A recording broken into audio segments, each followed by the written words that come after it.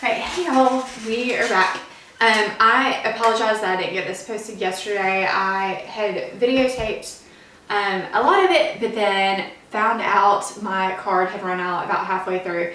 And so I'm going to try and do this again. I'm going to try and go through it more quickly than I did it yesterday, but I wanted to go ahead and give you some of the resources that I'm going to be using throughout this Bible study.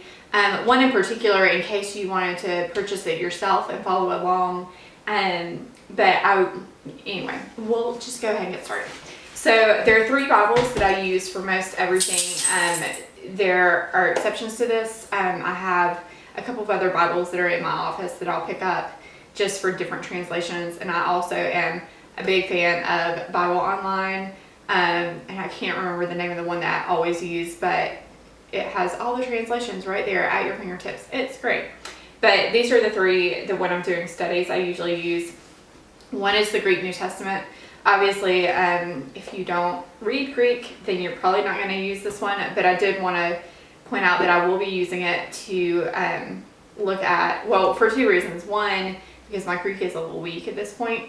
And so I want to make sure that I'm constantly strengthening that. But then also, when you translate from Greek, you notice translation decisions that that Bible editors made more quickly. And so I do use that.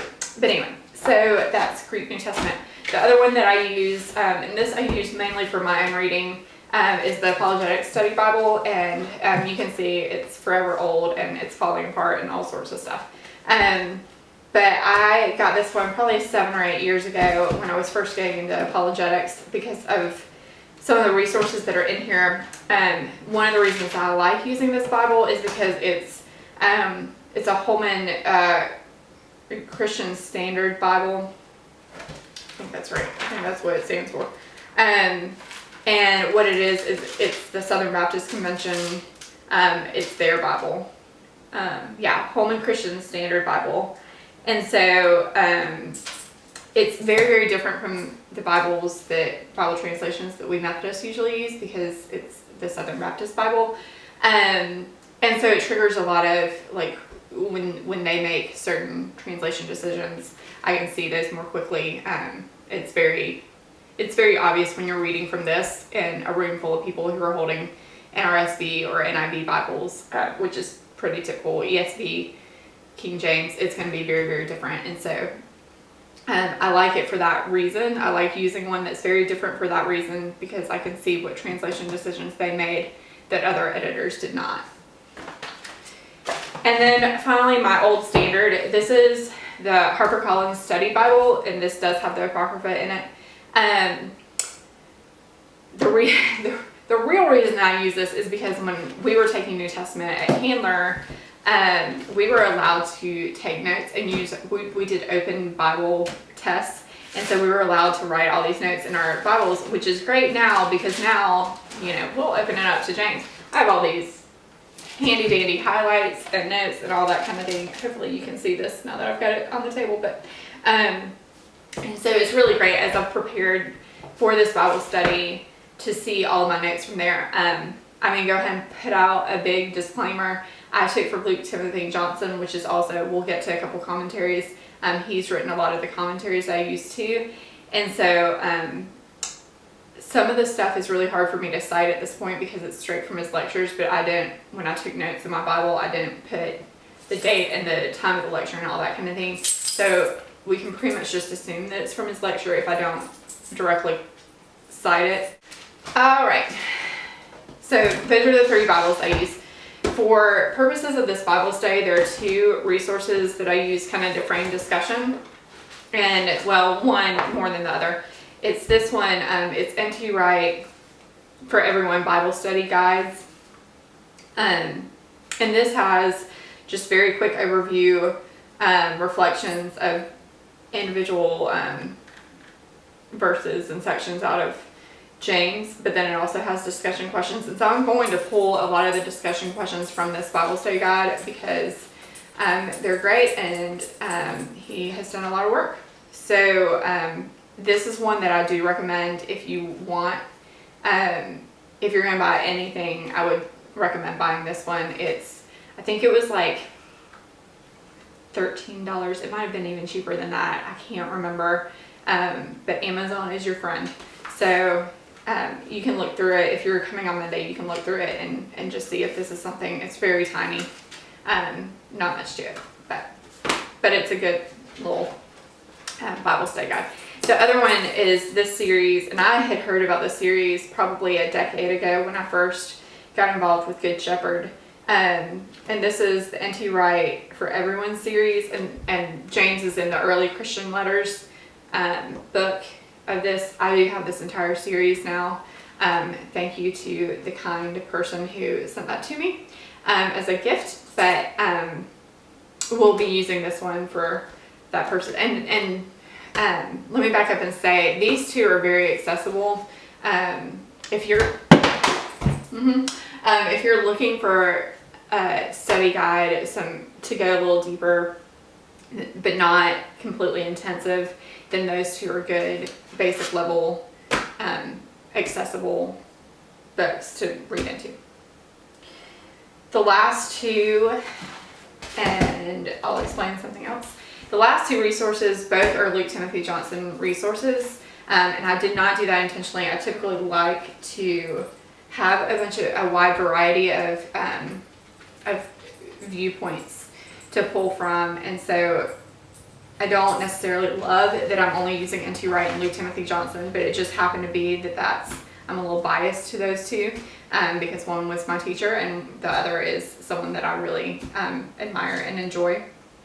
And so I confess that typically I would want to use more than two, but just for the fact that these are the resources that I have readily available, these are what I'm going to use. So this one is Writings of the New Testament. This was our textbook for New Testament in seminary. It's also the textbook for New Testament at a lot of different colleges and seminaries and that kind of thing. And so this is written like an exegesis of different books of the Bible and that kind of thing.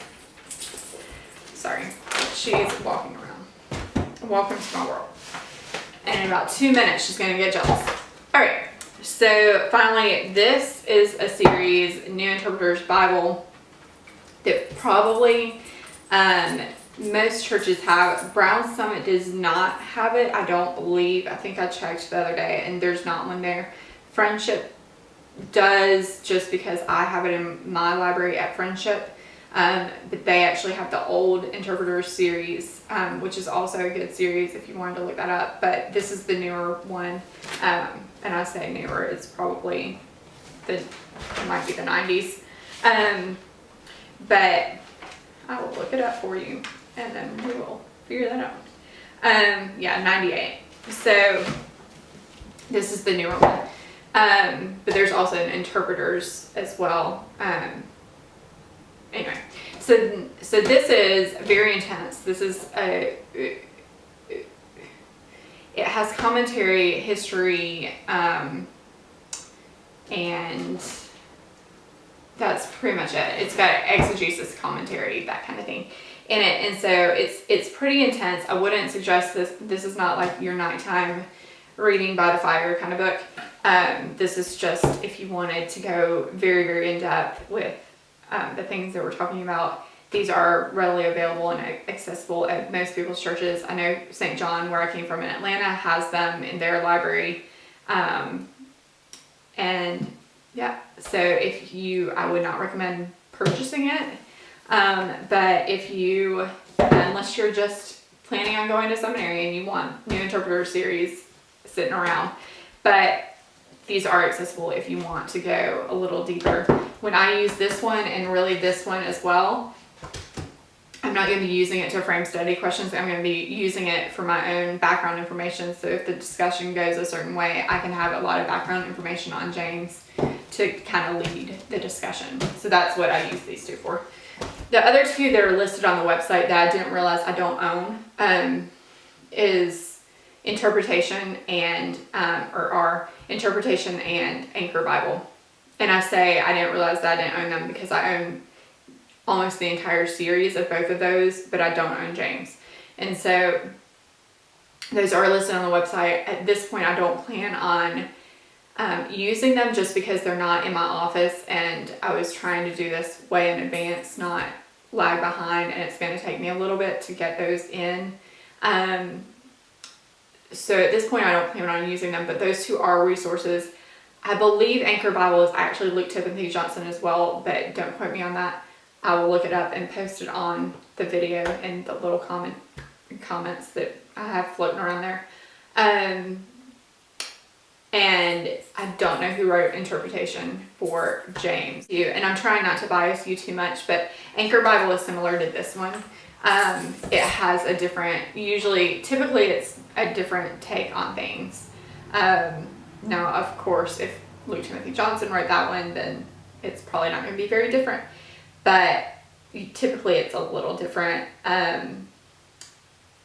Interpretation is more like, and I hate to compare it, it's closer to this, but it's still more intense. These are all some of the resources that we have available. We'll go through this on Monday, but I did want to go ahead and post this mainly because I would actually recommend buying the N.T. Wright, either one of them, either the Bible Study Guide or the Early Christian Letters for Everyone. Either one of those are great resources and starting bases of going more in depth, doing some more in depth Bible study. And so I would recommend buying those two. The rest are just dependent on how intense you want to get. So anyway, there are the resources, and once again, looking forward to seeing you on Monday. And I will talk to y'all later. Yay!